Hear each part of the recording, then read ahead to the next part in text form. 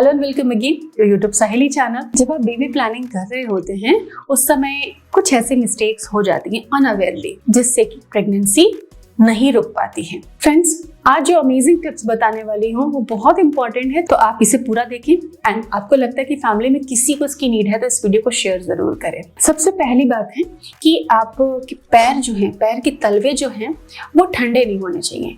पैर के तलवे अगर पूरे दिन ठंडे रहते हैं, अगर आप बेबी प्लानिंग कर रही हैं, तो ओरिएंटल जो थेरेपीज होती हैं उसमें इसको प्रेगनेंसी कंसीव करने के लिए अप्रोप्रिएट नहीं माना जाता, क्योंकि ब्लड का फ्लो जो होता है पूरे बॉडी में घूमता है एंड वो नीचे से जाके सबसे पहले जो ऑर्गन को आता है वो यूट्रस होता है। तो जो ठंडे तलवों से ब्लड पास होता है, कोल्ड ब्लड होता है या फिर सर्कुलेशन में दिक्कत करता है अगर पैर के तलवे ठंडे रहते हैं तो ये हमारे यूट्रस हेल्थ के लिए, कॉन्सेप्शन के लिए अच्छा नहीं है। तो इम्प्लांटेशन डेट जब आ जाते हैं तब आपको सॉक्स पहन के रहना चाहिए, स्लीपर्स सॉक्स में रहना चाहिए।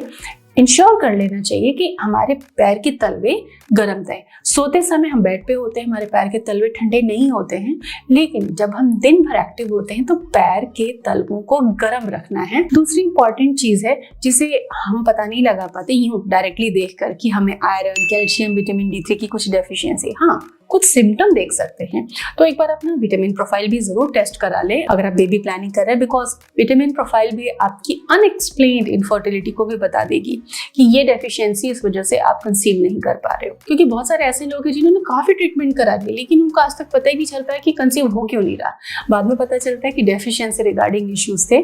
तो आयरन की कमी अगर है, कैल्शियम की कमी अगर है, विटामिन D की कमी अगर है, विटामिन A की कमी अगर है, तो ऐसे में क्या होगा कि इम्प्लांटेशन में, ओव्यूलेशन में दिक्कतें आती हैं, कंसेप्शन सक्सेस नहीं हो पाता, प्लस हार्मोन भी नहीं ठीक से बनते हैं।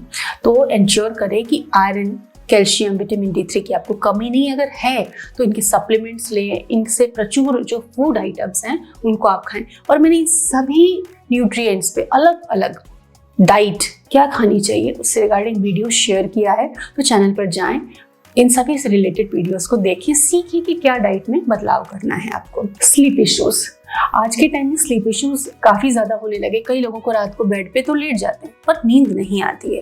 ये प्रॉब्लम काफी बढ़ गई है। इसका रीजन क्या है कि आप प्रॉपर रिलैक्स नहीं होते। आप सोने से पहले तक टिक टिक टिक टिक आप मोबाइल ही चलाते रहते हैं। तो ऐसे में आपका ब्रेन जो है रिलैक्स नहीं होता, वो सोने के लिए प्रिपेयर नहीं होता।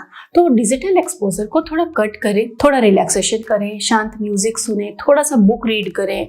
उससे क्या आपका चित्त शांत, एकाग्र होगा और उसके बाद आप स्लीप में जाएं। क्योंकि जब आप सोते हैं तो आपका बॉडी बहुत सारे हार्मोन्स प्रिपेयर करता है।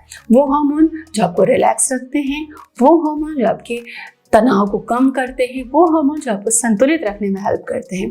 तो 7 to 8 आवर्स स्लीप बहुत इंपॉर्टेंट है। कई बार फीमेल्स काम करते करते रूटीन में जो भी रीजन हो उसकी वजह से लॉन्ग आवर्स में खाली पेट रह जाती है। तो खाली पेट अगर पीरियड का टाइम आपका आ चुका है और आप ऐसे लॉन्ग आवर्स में खाली पेट रह रहे हो या फिर बहुत फास्टिंग कर रहे हो, फास्टिंग एक बहुत इंपॉर्टेंट चीज़ है जो मैं फीमेल्स को कहना चाहूँगी कि बेबी प्लानिंग कर रहे हो तो इस तरीके की फास्टिंग नहीं, फास्टिंग ये तरीका ही गलत है कि आप पूरे भूखे रहें। तो फास्टिंग में आपको फ्रूट्स, जूसेस, कुछ नट्स वगैरह लेते रहना है, चाय कंज्यूम ना करें। फास्टिंग करने से क्या होता है, पेट में एसिड बनता है, हीट प्रोड्यूस होती है एंड उसकी वजह से यूट्रस पे कॉन्ट्रैक्शंस होते हैं और पीरियड ट्रिगर होता है। तो अगर आपकी प्रेगनेंसी के चांसेस हैं भी फिर वो भी खत्म हो जाते हैं। तो जंक फूड ना तो पीरियड टाइम एडवाइज्ड है, ना ही ओव्यूलेशन टाइम और ना ही इम्प्लांटेशन टाइम। जंक फूड आपको खाना ही नहीं है।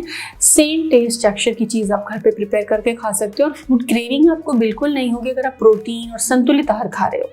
उन लोगों को कभी क्रेविंग्स नहीं आती है जो बैलेंस्ड मील लेते हैं। सो आप इससे बाहर निकले, सोचें कि क्रेविंग क्यों है, मुझे कुछ तो डेफिशिएंसी है बॉडी में, इसलिए बॉडी डिमांड कर रही है। तो उसको आप अच्छी चीज़ों से, हेल्दी चीज़ों से पूरा करें, जंक फूड से बचें। इन चीज़ों का फॉलो करते हैं तो बहुत आसान होगा आपको कंसीव करना।